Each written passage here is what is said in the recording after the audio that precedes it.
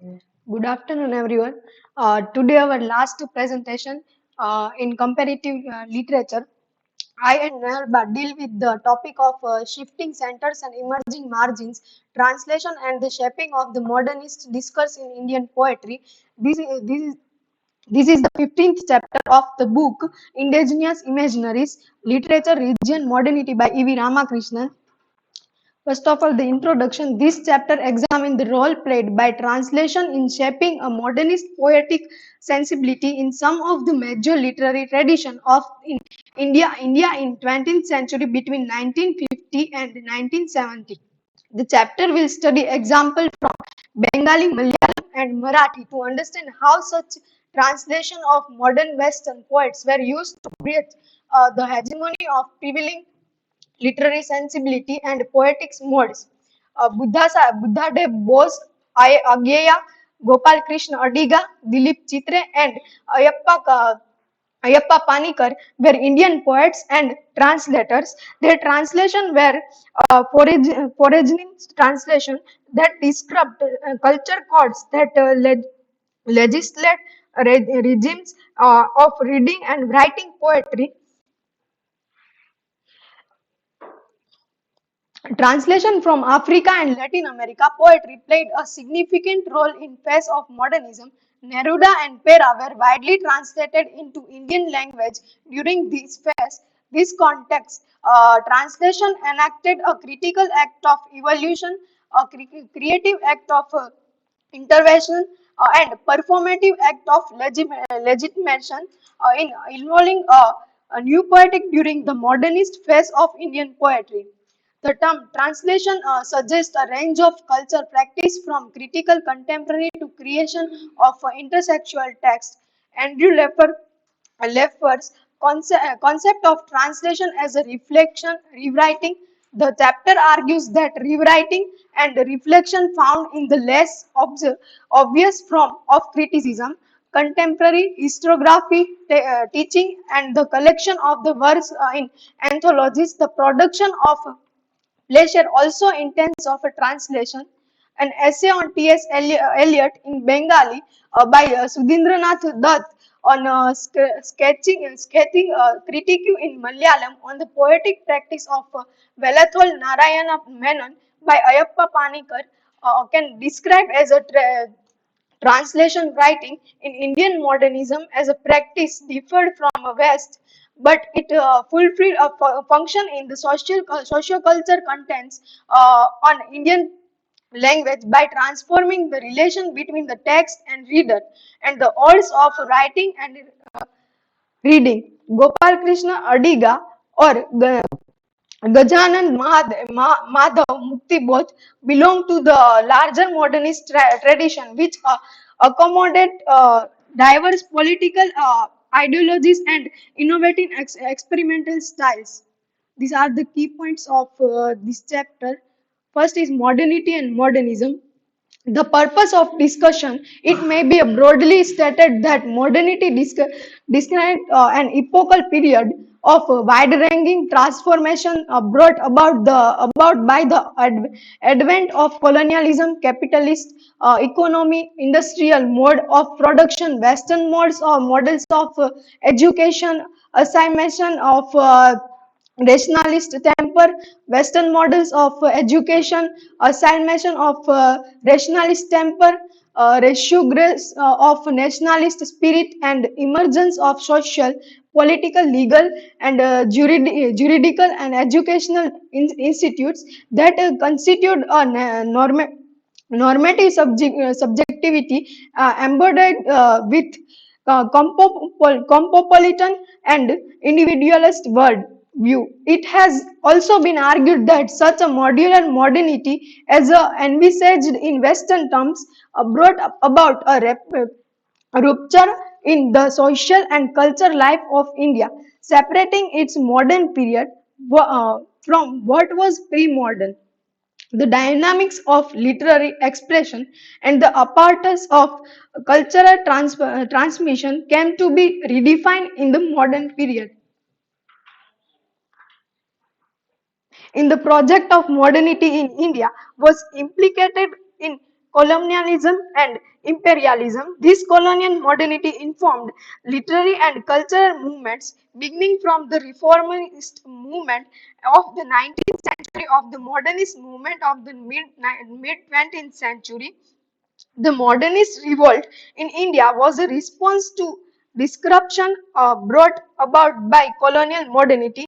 As Dilip Chitre observed that what took nearly a century and a half to happen in England happened within a hurried half century in Indian literature. While introducing the works of B.S. Madnekar, he was a Marathi modernist and translator. Chitre says that the poet B.S. Madnekar was the most remarkable product of the cross pollination between the deeper, larger native tradition and contemporary world culture. It has been also argued that the idea of self-referential or self-validating literary text, which is a central to modernist poetic, is rooted in an ideology of the aesthetic that was complicated with colonialism. It countered the prevailing ideology of nationalism, which had become the ideology of the nascent nation state. And the Dr. Nagaraj has pointed out that as nationalism become the ideology of the nation state, and also he added that when ideologies like nationalism and spirituality became a part of the state, a section of the intelligentsia has no option other than to seek refuge in bunkers of individualism. The second is literary and artistic movement of modernism. The term modernism implies a literary artistic movement that was characterized by experimentation, conscious rejection of the nationalist, romantic, as well as a popular. In the European context, it signified a set of tendency in artistic expression and writing style of the late 19th and early 20th century through a new aesthetic that was iconoclastic, insular, and elitist. The modernists that emerged in Indian literature shared many of these defining features. It's a political affiliation and ideological orientation were markedly different. Its post-colonial location, the Indian modernism did not share the imperial or metropolitan aspiration of its European counterpart. The modernist phase in Indian language tradition has not been recognized as a part of the global modernist movement. And the post-colonial and the second half of the post-colonial context adds that a complex political dimension to the aesthetic of the Indian modernism. And the question, how are we to evaluate the modernism that emerged in the post-colonial phase in India? So such as critical critics that Simon Gikandi, Susan Friedman, Laura Doyle, and Laura Winkel, and Aparna Dharwedkar have argued that non-Western modernism are not mere derived version of European hegemonic practice.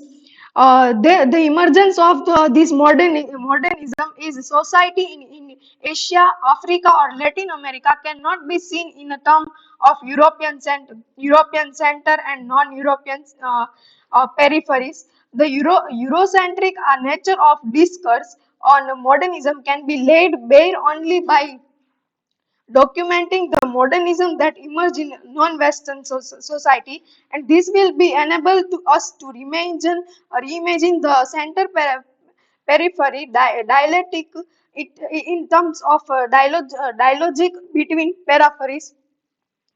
Third is the reception of Western modernist discourse in India. The reception of Western modernist discourse in India was mediated by the dynamics of socio-political affairs related to the formation of the nation state and the realignment of power structures in society.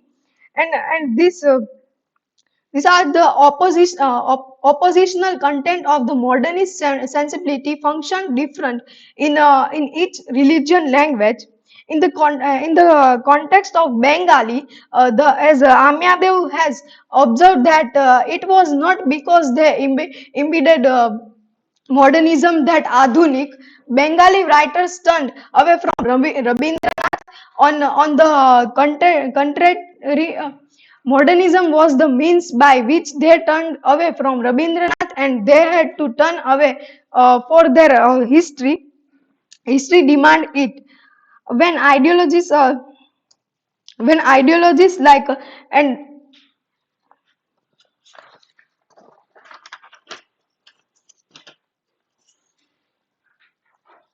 commenting on the role of Kannada modernists, R. Shashidhar writes that if European modernism was drawn between the euphoric and the reactive in Kannada, the participate modernism was drawn between the Brahmical and non-Brahmical, just as the Europhic and the reactive modernism were a part of the internal dynamics of modernism itself, so also the Brahmical and the non-Brahmical modernism in Kannada were a part and partial of modernism that came a reaction to the Nehruvian environment. An issue of the caste, ethnicity, progress, freedom, individualism, region, and nation figure variously in different modernist tradition in India. For now, further information, I would like to call Nehal.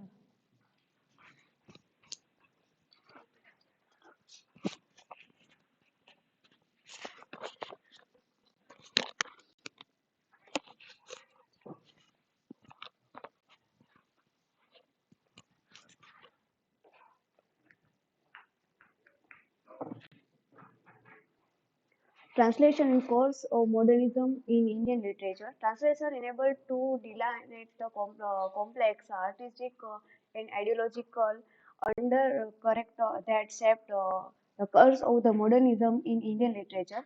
The three representative modernist authors from three separate Indian literary traditions, Sudhinath Datta, Bengal, B.S. Madhekar from Marathi and Ayappa Panikkar from Malayalam. Their essay elaborated the basic feature of the new aesthetic against the prevalent romantic nationalists or romantic mythical traditions. Suzana Datta translated the Stephen Malram and Paul Valery into Bengali.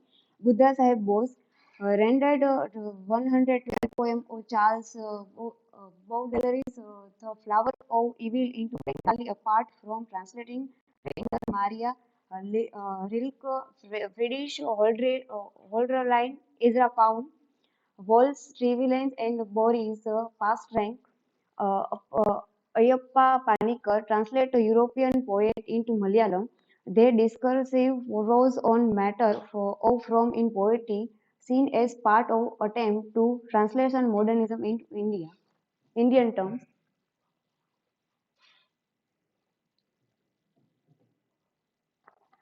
The indigenous routes of modernity and modernism.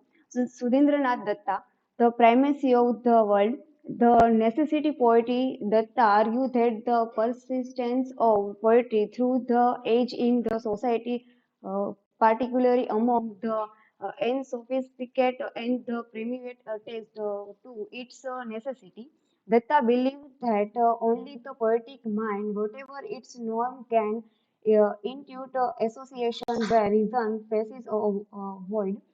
The modernist poetic in argued in the persecuted manner in the context of the everyday world and its needs. The Hebrew, he observed, I agree with Virginia Woolf that creative artistic must from time to time seek shelter within the much migrant ivory towers. He invoked the art of Gemini Roy for having boldly showed the way forward by evoking the universal mode represented using element of tradition Indian art. Datta highlight Ilier's commitment of the tradition as revolutionary in the fuller sense of the camel bird. The poem is about the crisis representations that can only be reminded by reinventing of oneself completely. As a modernism poem, the camel bird moves beyond the personal by embodying the condition of inherit that the colonial community in contentment, while its voice of angst is personal and intimate, bearing testimony to a personal crisis, its large burden in the chest of humanity in a brutalized world, and the recovering of a sense of community in a uproot world in isolated slaves. B.S. Mardekar. B.S. Mardekar transformed Marathi poetry and its dynamic in terms of its version, form, and content. Both P.S. Raj and Mardekar went back to the roots of Marathi poetic tradition of revenge the saint poets such as Tukaram and Ramdas for modern audience. His alienation from tradition and his aliens to traditions were inseparable. He lived in a society which had an internal discourse of modernity, beginning with Jyotiba Phule in 19th century and extending to Bhimrao Ambedkar in 20th. It would be wrong to say that his modernity did not have any indigenous resource. In Madhekar, both irony and self-reflexivity are category to incredible a self-critical attitude towards the material content of art and life.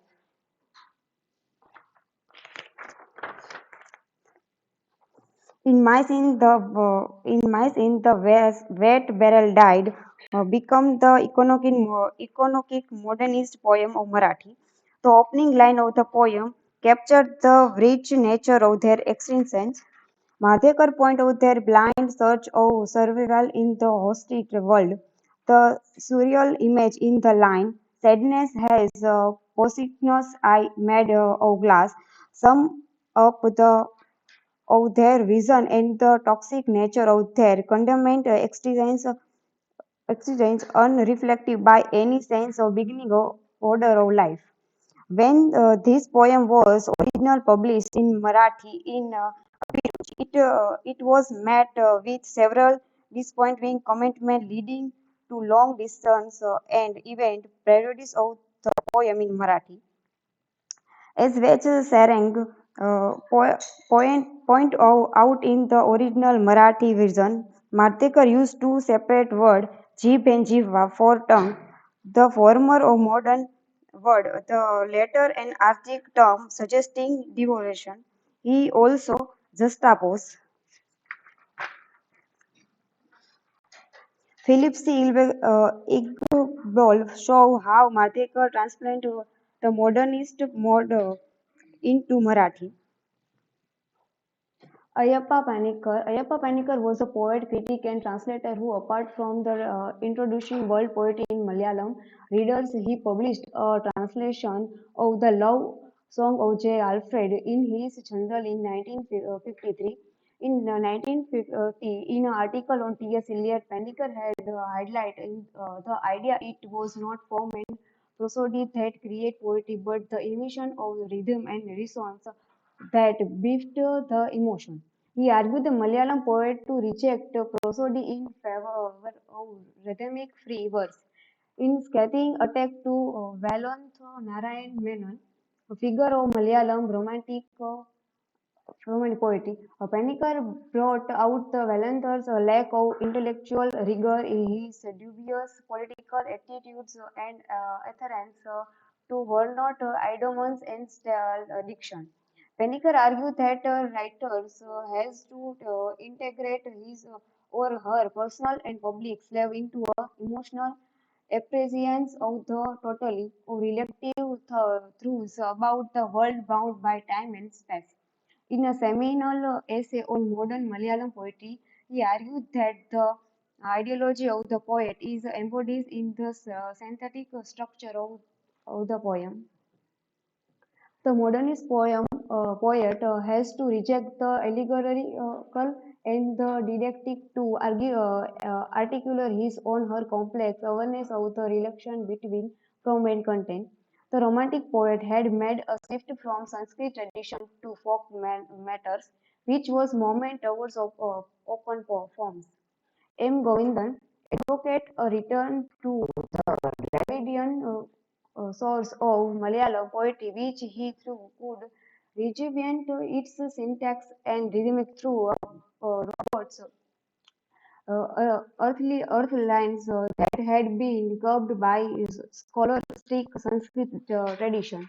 As in Iliad's The Westland, Kurukshetram opening line communicate a pervasive decline from moral value and the description of organic rhythms of society. The title Kurukshetram signifies that space where the epic battle that formed the central theme of the Mahabharata took place. The poem progresses through the broken image for contemporary life, but are also redemptive memories of forgotten harmonies that recur through the metaphor of the dream. The second section of the poem retreat into a private space away from this public image. The third section return to the public world and conflicts. In the fourth section, the poet denounces the promise made by faith as well as politics. In the last section, with the figure of Gandhi as a pale prophet standing at its center. The poem has no vision to offer, only a desire to remaining the world after one's own vision. The conclusion, traditional enables the displace of self of modernity to local itself in a language that was intimately private and also outspoken public. The idiom of their expression afforded the possibility of the self-knowledge through infancies that brought a momentary stay against confusion.